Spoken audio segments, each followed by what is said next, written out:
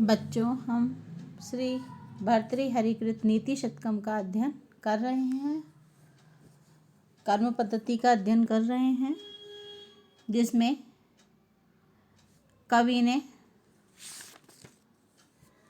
पूर्व में किए गए सुकृत अच्छे कर्म ही परम फलदायक होते हैं और वे जो सुकृत हैं, पुण्य कर्म हैं, वे ही मनुष्य को समय समय पर लाभ पहुंचाते हैं।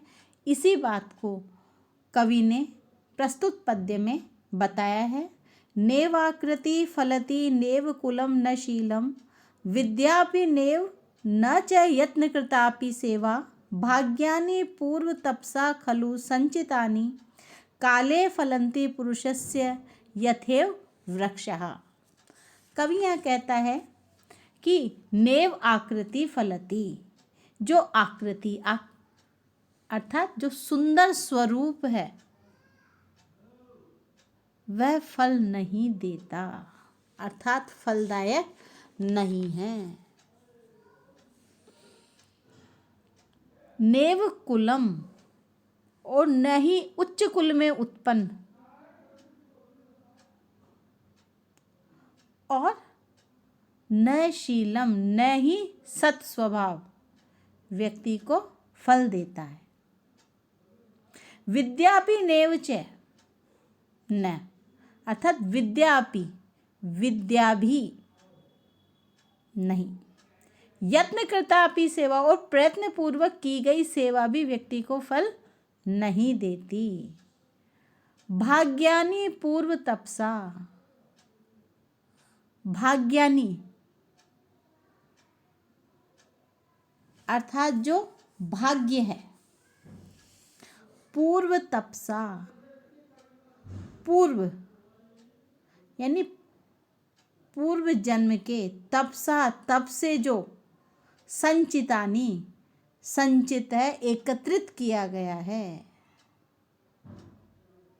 या संचित है, जुड़ा हुआ है। काले फलंती, समय आने पर फलित होता है, फल देता है। पुरुषस्य, पुरुष का, यथेव वृक्ष, जिस प्रकार वृक्ष। यहाँ कवि कह रहा है कि पूर्व जन्म में की गई तपस्या ही, सत्कर्म ही, श्रेष्ठ कर्म ही भाग्य बनते हैं और भाग्य से ही मनुष्य सुख समृद्धि को प्राप्त करता है। मनुष्य की सुंदरता, उच्च कुल में उत्पन्न होना, सद आचरण, विद्या तथा सेवा आदि तुरंत फल देने वाली नहीं होती हैं। पूर्व जन्म के किए गए कर्मों से जो संचित पुण्य फल, वही वर्तमान में श्रेष्ठ फल देने वाला होता है। जैसे कि समय आने पर ही वृक्ष फल देता है। यह नहीं है कि वह पहले ही दे दे, जब उसका समय आता है तब फल देता है। उससे पहले हमें क्या करना होता है, उसमें पानी, खाद आदि दे करके उसको सिंचन आदि कार्य करना होता है। अतः हमें सदा तप आदि शुभ कार्य करने के लिए श्रेष्ठ कर्म करने चाहिए। यहाँ वसंत तिल का छंद है।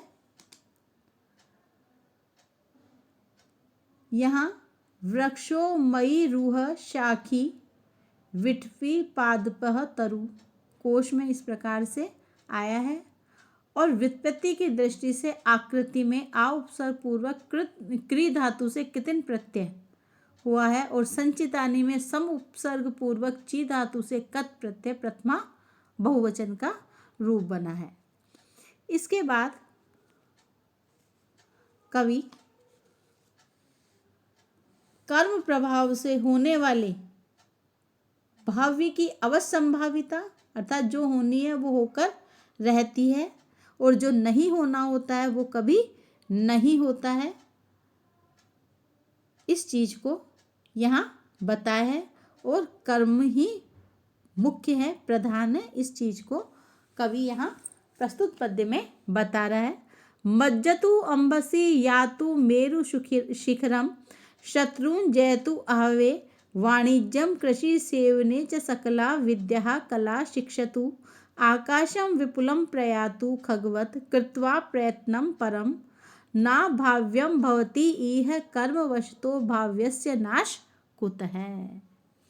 यहाँ कह रहे हैं कि मज्जतु अंबसी, अंबसी जल के लिए है। मज्जतु अर्थात जल में चाहे डुबकी लगा लो, या तो मेरु शिखरम या सुमेरु पर, मेरु सुमेरु पर्वत के शिखर पर या तो चले जाओ।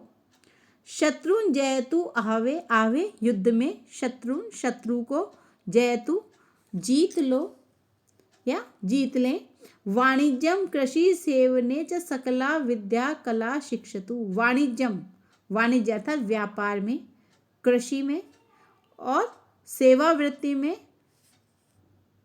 शिक्षतु सीख लें, सेवा वृत्ति करना आदि सब सीख लें। सकला विद्या कला और सभी प्रकार की जो कलाएं हैं, जो विद्याएं हैं, उनका अभ्यास कर ले, शिक्षतु उनको सीख ले। आकाशम विपुलम और आकाश में, कैसे आकाश में, विपुल जो विस्तृत है, फैला हुआ है, ऐसे आकाश में प्रयातु चलें, खगवत पक्षी के समान उड़ें। कृत्वा प्रयत्नम परम, कृत्वा करके, प्रयत्नम बहुत अधिक, अत्यधिक प्रयत्न करने पर व्यक्ति विस्तृत आकाश में, बड़े सारे जो आकाश है, इस आकाश में खगवत पक्षी के समान दौड़ने लगे, उड़ने लगे। ना भाव्यम अर्थात जो नहीं होने वाला है। भवती इह इस संसार में, कर्मवश तो, कर्मवश कर्म के प्रभाव से, भाव्यस्य और जो होने वाला है, नाशः कुतः उसका नाश कैसे हो सकता है। अर्थात कहने का तात्पर्य है, व्यक्ति कहीं भी चला जाए, चाहे तो वह जल में डुबकी लगा ले, चाहे सुमेरु पर्वत पर चला जाए, या फिर वह शत्रुओं के बीच में घिरा हो, युद्ध अर्थात संग्राम स्थल पर, कृषि, व्यापार, सेवा वृत्ति, विभिन्न प्रकार की विद्याएं, कलाएं, इन सबको सीख ले। विस्तृत आकाश में पक्षी के समान उड़ना सीख ले, कितना ही कुछ कर ले। कर्मवश कर्म के प्रभाव से, अभाव्य न भवति अभाव्य नहीं होता, अर्थात जो अनहोनी है वो नहीं होती है, और जो होनी है वो होकर रहती है, उसको कोई बदल नहीं सकता। तो यहाँ कवि यही कहना चाहता है कि जो अवश्यंभावी है उसका कभी नाश नहीं होता है। मनुष्य अपने प्रयत्न से कठिन तथा असंभव से असंभव कार्य कर ले, सभी विद्याओं कलाओं में निपुण हो जाए, शत्रुओं को पराजित कर ले, पर जो अवश्यंभावी बात है वो कभी टल नहीं सकती। कहा भी है, कर्म की गति टारे नहीं टरे। तो कर्म की गति के अनुसार ही जो होना है वह अवश्यंभावी है। भाग्य के सामने मनुष्य का सारा प्रयास व्यर्थ होता है। यह भाग्य कर्म से बनता है और कर्मों का फल व्यक्ति को अवश्य मिलता है। इसलिए कवि बार बार यही कह रहा है कि व्यक्ति को सत्कर्म करने चाहिए, अच्छे कर्म करने चाहिए, सन्मार्ग का आश्रय लेना चाहिए। तो इसलिए कहा गया है कि हम सबको सत्कर्म में ही प्रवृत्त होना चाहिए। यहाँ शार्दूल विक्रीडित छंद आया है। इसके पश्चात अग्रिम श्लोक में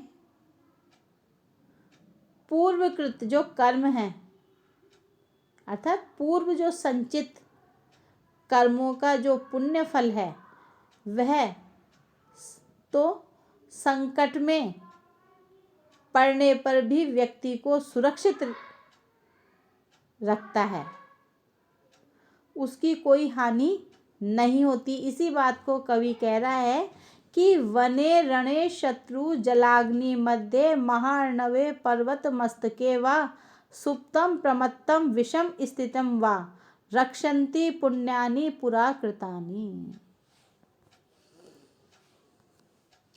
वने रणे, वन में, भयंकर जंगल में, रणे युद्ध स्थल पर, शत्रुओं के बीच में घिर जाने पर,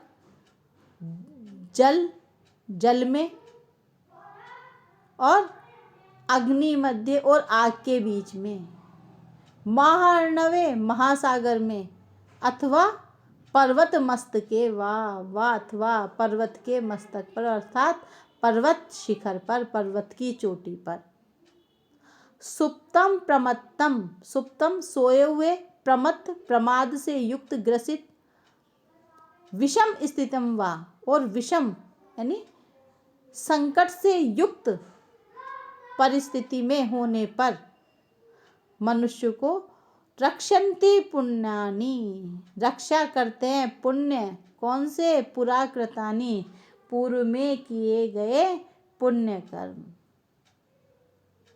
अर्थात पूर्वकृत पुण्यों का आशातीत जो प्रभाव होता है, उसको कवि यहाँ बता रहा है कि पूर्व जन्म में किए गए कर्मों के पुण्य फल ही मनुष्य की सर्वत्र रक्षा करते हैं, चाहे वह जंगल में रहे, संग्राम भूमि में रहे, शत्रुओं के मध्य फंस गया हो, जल में डूब गया हो, या अग्नि के मध्य गिर गया हो, चाहे वह महासागर अथवा पर्वत की चोटी पर ही क्यों न हो, स्वप्न अवस्था में हो अथवा जागृत अवस्था में हो, संकट में हो, पर उसके जो पूर्व में किए गए सत्कर्मों से जो पुण्य फल उसको प्राप्त है, वे पुण्य फल ही उसकी सर्वत्र रक्षा करते हैं। और जब वे पुण्य फल समाप्त हो जाते हैं तो संसार की कोई शक्ति उस मनुष्य को बचा नहीं सकती है। मनुष्य के जो सत्कर्म हैं वही उसके रक्षा कवच बने होते हैं, वही उसको हर परिस्थिति में बचाते हैं, उसकी रक्षा करते हैं, उसकी सुरक्षा करते हैं। अतः मनुष्य को सदैव सत्कर्म करके ही पुण्यों का उपार्जन करना चाहिए। इस पद्य में उपजाति छंद आया है। शत्रु जलाग्नि मध्ये शत्रवः च जलम च अग्निश्च इति शत्रु जलाग्नेः तेषां मध्ये द्वंद्व तथा तत्पुरुष समास है। महार्णवे महान चासौ अर्णवः इति महार्णवः तस्मिन् कर्मधारय समास है। पर्वत मस्तके पर्वतस्य मस्तके तत्पुरुष समास। इसके बाद अग्रिम श्लोक में कवि पुण्य आत्माओं के लिए बताता है कि उनके लिए सब कुछ अनुकूल ही होता है, वह कहीं भी किसी भी स्थिति में क्यों न रहे, उन्हें कहीं किसी प्रकार की कोई भी परेशानी नहीं आती है। इसलिए इस पद्य में पूर्वकृत पुण्यों की प्रशंसा करता हुआ कवि कहता है कि भीमं वनम भवति तस्य पुरम प्रधानम सर्वो जनः सुजनताम उपयाति तस्य कृत्स्ना च भू भवति सन्निधि रत्नपूर्णा यस्य अस्ति पूर्व सुकृतम विपुलम नरस्य। अर्थात यस्य नरस्य, यस्य जिस नरस्य मनुष्य के, जिस व्यक्ति के पूर्व सुकृतम पूर्व में किए गए, पूर्व से तात्पर्य पूर्व जन्म में किए गए जो सुकृत हैं, जो पुण्य फल होते हैं, विपुलम अत्यधिक रूप से, बहुत अधिक, नरस्य मनुष्य के, भीमम वनम भवति, भीमम भयंकर, वनम वन में, जो वन है भवती होता है, तस्य उसके लिए, पुरम प्रधानम, पुरम अर्थात नगर, कैसा प्रधान मुख्य नगर बन जाता है। यानी ऐसे पुण्य कर्म फल से युक्त जो व्यक्ति, जिसके पूर्व जन्म के संचित पुण्य फल हैं, उसके लिए तो भयंकर जंगल भी क्या हो जाता है, प्रधान नगर बन जाता है। सर्वोजन स्वजनताम उपयाति तस्य, तस्य उसके सर्वोजन सभी लोग, स्वजनताम अर्थात अपने लोग, अर्थात उसके अपने सहायक बन जाते हैं। और कृष्णाच भू भवती सरनिधि रत्नपूर्णा, और जो यह पृथ्वी है सन्निधि रत्नापूर्णा, अच्छी निधि से तथा रत्नों से, श्रेष्ठ वस्तुओं से पूर्णा परिपूर्ण हो जाती, कृष्णाम संपूर्ण, अर्थात संपूर्ण पृथ्वी उसके लिए रत्नों की खान स्वरूप श्रेष्ठ वस्तुओं को देने वाली, उससे परिपूर्ण हो जाती है। तो हमारे सत्कर्म ही पुण्य बनकर इच्छित और अभिष्ट फल को देने वाले होते हैं। पुण्यशाली व्यक्ति के लिए सारी स्थितियां अनुकूल बन जाती हैं। यदि वह भयंकर वन में भी चला जाए तो वह वन भी उसके लिए सुंदर नगर के रूप में परिणित हो जाता है। जंगल में मंगल हो जाता है। सारे लोग पुण्यात्मा व्यक्ति के सहयोगी बन जाते हैं। यदि वह मिट्टी में हाथ डाले तो मिट्टी भी सोना बन जाती है। पुण्यों का ऐसा ही प्रभाव होता है। पुण्यशाली के लिए सारी पृथ्वी रत्नों से परिपूर्ण हो जाती है। अतः मनुष्य को सदैव शुभ कर्म करने चाहिए। सत्कर्मों से ही मनुष्य सुख व समृद्धि को प्राप्त करता है। इस पद्य में वसंत तिल का छंद है।